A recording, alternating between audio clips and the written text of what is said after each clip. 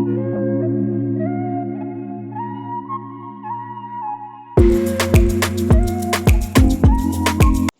guys, Fred Bowler here. Welcome to my channel, The Wildlife Ambassador.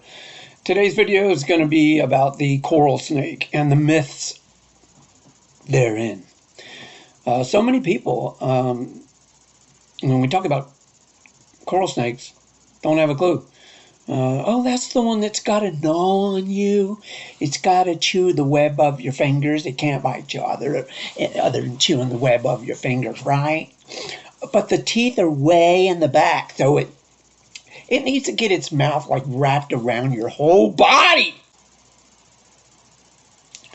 Not exactly. How about we watch and find out, shall we? Now, many of you might have heard that a coral snake has to bite the web of your finger or the web between your forefinger and your thumb to get a good bite because their teeth are so small. But actually, that's not true. And let's look at what coral snakes eat, and they eat primarily snakes, other snakes. So when they bite a snake, they've got to hold on. And so if they bite a human, a lot of times they'll just hold on and envenomate. They don't need to gnaw on you or to grip on you to envenomate you. As soon as they bite, those fangs are very sharp and they go right in and envenomate. Once you're bitten, you're bitten. And so that's the first myth. The second myth is, well, the teeth are so far back in the mouth that they have to really push forward into the web of your finger or to the web, between your forefinger and your thumb to get a good hold and to envenomate you. And that is also not true. And you can see from the picture, their fangs are forward in the mouth and they're recurved. And the coral snakes are in the cobra family. So all the cobras, their dentition is pretty much the same. And although the coral snake is not a cobra, obviously, but it is in the same family, Elapidae. So there's two myths: that they have to gnaw on you to envenomate because their teeth are too small and their teeth are in the back of their mouth. And false. And here's another fact. The saying red and yellow kill a fellow, where you can see the big red band is followed by two small yellow bands.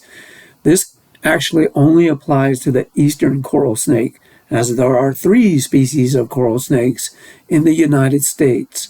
There's also the western and the Sonoran coral snake, or the Arizona coral snake. And they're more of a cream colored between the red. It does not apply. Red and yellow kill a fellow. And worldwide, there are many coral snake species. Some are beautiful, royal blue and black, but they're not all red and yellow.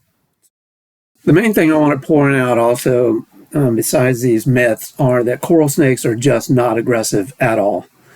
And matter of fact, that's been to the detriment of several people that have picked them up because they're not prone to bite.